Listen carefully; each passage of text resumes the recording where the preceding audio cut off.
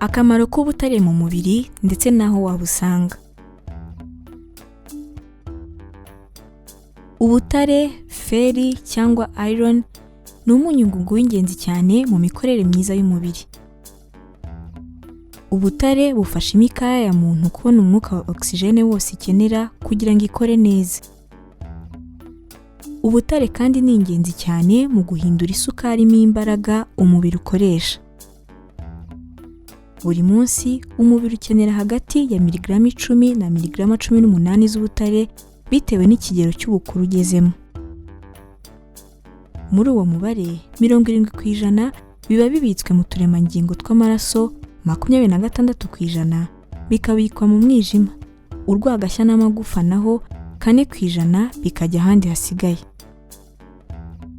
Ubutare ni ingenzi cyane mu ikorwa ry'amaraso. Iyo bubuze amaraso ntakorwa mu mubiri. Muri iki kiganiro tugiye kuganira ku butare, bityo turebere hamwe akamaro k'ubutare mu mubiri.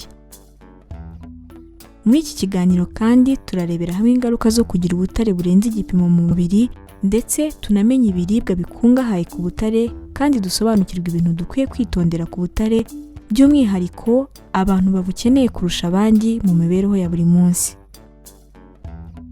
Reka tubibutse ko dukora ibi biganiro tugamije guhugurana no gusangizanya ubumenyi ku ndwara abantu turwara, imiti ivura ubwoko bwose bw'indwara, ndetse n'ibiribwa bikungahaye ku ntungamubiri zifitiye akamaro umubiri wacu. Reka dutangire ikiganiro turebera hamwe akamaro k'ubutare mu mubiri. Akamaro ka mbere k'ubutare ku mubiri. Ubutare bwitabazwa mu gukora insoro zitukura z'amaraso, bikaba kimwe mu bizigize mu mubiri. Ubutare kandi bugizwe na hemoglobine y'amaraso, ibi bituma bugira uruhare mu gutwara umwuka mwiza wa oxygene buwuvana mu bihaha kugera mu bice byose by'umubiri. Akamaro ka kabiri k'ubutare ku mubiri. Ubutare bugira uruhare runini mu mikorere y'umubiri, kuko udafite ubutare umubiri ntiwabasha guhinduramo isukari imbaraga umubiri ukoresha, bityo ni ingenzi cyane mu guha umubiri ingufu. Akamaro ka gatatu k'ubutare ku mubiri. Ubutare bukora enzyme. Izi zifasha mu mikorere itandukanye mu mubiri imbere. Izi enzyme kandi zifasha gukora uturemangingo dushya. Izi enzyme kandi zikwirakwiza amakuru ku bwonko. Izi enzyme zikora imisemburo na acide amino. Izi nizo zigize proteine by'umwihariko zifasha umubiri. Akamaro ka kane k'ubutare ku mubiri. Ubutare burinda uturemangingo uburozi butandukanye. Kuko bwifitemo ubushobozi bwo kurwanya uburozi mu mubiri, bufasha mu kurinda ibibazo bitandukanye byerekeye gusaza n'ibindi bishobora guterwa na stress. Akamaro ka gatanu k'ubutare ku mubiri. Ubutare bufasha kubaka ubwirinzi bw'umubiri bukomeye no kongera ubudahangarwa.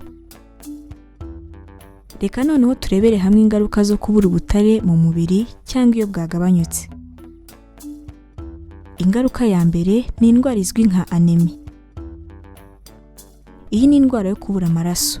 Iyi ndwara irangwa n'ikizungera ndetse no kutareba neza, cyane cyane iyo hari izuba ryinshi. Iyo ubutare bugabanyutse bitera kubura umwuka wa oxygene uhagije mu mubiri. Ibi nabyo birangwa n'umunaniro udasanzwe, guhondobera, kuremera umutwe n'imikorere mibi y'ubwonko. Ibi ahanini bituruka ku kutarya ibikungahaye ku butare, kubunyaragura cyane, kubira ibyuya byinshi no kuva amaraso menshi. Ku mwana muto n'umugore utwite bakenera ubutare bwinshi, by'umwihariko kugira ngo bagire ubuzima buzira umuze. Iyi niyo mpamvu kenshi kwa muganga baho umugore utwite inyongera z'ubutare. Reka noneho turebere hamwe ingaruka zo kugira ubutare burenze igipimo mu mubiri. Ubusanzwe ntabwo ubutare bujya buba bwinshi mu mubiri, kuko iyo burenze bwisohora binyuze mu byuya n'inkari. Ku rundi ruhande hari abagira uburwayi buvukanwa bwo kutabasha gusohora ubutare budakenewe mu mubiri, bityo bakagira ikibazo cyo kugira bwinshi. Icyo gihe hitabazwa muganga agatera umurwayi imiti yabugenewe imufasha gusohora ubutare mu mubiri. Mu gihe wabibwiwe na muganga, si byiza gufata inyongera z'ubutare zigaragara nk'ibinini kuko muganga aba afite impamvu bitewe n'ibipimo yagufashe.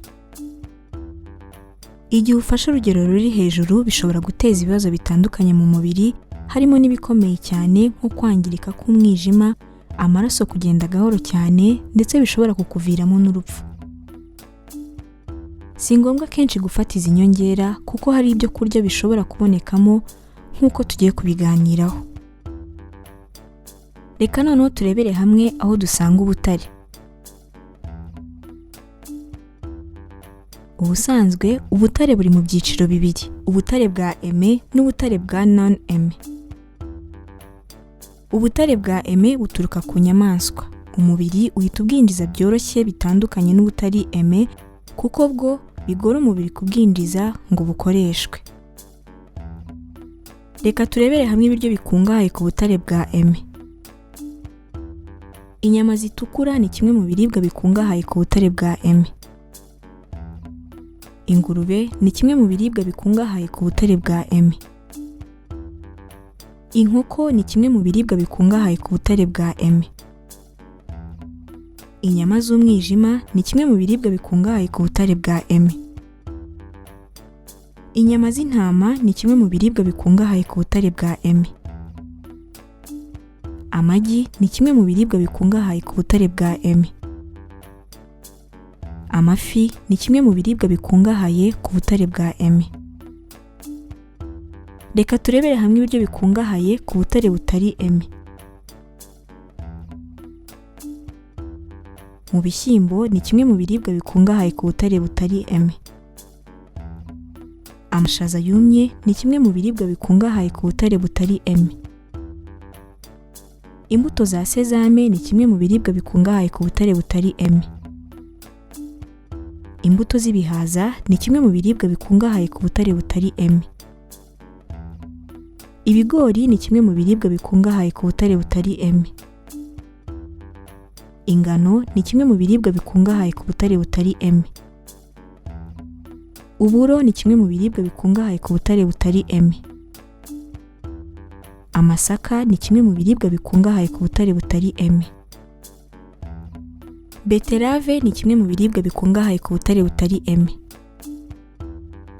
Imboga rwatsi ni kimwe mu biribwa bikungahaye ku butare butari M. Reka noneho turebere hamwe icyitonderwa ku butare. Kimwe mu byo kwitondera ni uko abantu bakora siporo ituma babira ibyuya byinshi. Kimwe mu byo kwitondera ni uko abantu bakuyemo inda baba bakeneye ubutare bwinshi. Kimwe mu byo kwitondera ni uko abantu babyaye baba bakeneye ubutare bwinshi. Kimwe mu byo kwitondera ni uko abantu batakaje amaraso menshi mu gihe gito baba bakeneye ubutare bwinshi. Kimwe mu byo kwitondera ni uko abagore batwite baba bakeneye ubutare bwinshi, by'umwihariko bo banahabwa inyongera yabwo kugira ngo babungabunge ubuzima bwabo n'ubwabo batwite. Reka mbashimire kuba mwafashe akanya mukabana natwe tubungabunga ubuzima bwacu aho twabaganirizaga ku butare. Bityo twarebeye hamwe akamaro k'ubutare mu mubiri, twamenye ingaruka zo kubura ubutare mu mubiri. Muri iki kiganiro kandi twarebeye hamwe ingaruka zo kugira ubutare burenze igipimo mu mubiri, ndetse tunamenya ibiribwa bikungahaye ku butare kandi dusobanukirwa ibintu dukwiye kwitondera ku butare, by'umwihariko abantu babukeneye cyane kurusha abandi. Reka tubibutse ko dukora ibi biganiro tugamije guhugurana no gusangizanya ubumenyi ku ndwara abantu turwara, imiti ivura ubwoko bwose bw'indwara, ndetse n'ibiribwa bikungahaye ku ntungamubiri zifitiye akamaro umubiri wacu. Reka dusoze mbibutsa ko baca umugani mu Kinyarwanda bagira bati abatabizi bicwa no kutabimenya, natwe tukagira tuti abatarabimenya bicwa nuko batarakora subscribe kuri iyi channel Mizero Media ngo bamenye ko amagara ari ubukungu kandi ko kwirinda biruta kwivuza.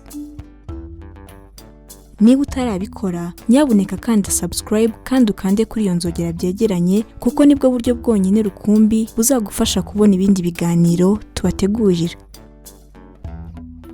Ikindi kandi wadusanga no ku mbuga nkoranyambaga zacu zose, Facebook, Instagram ndetse na Twitter, ujya ahashakirwa ugashakisha Mizero Media ubundi ukadukurikira.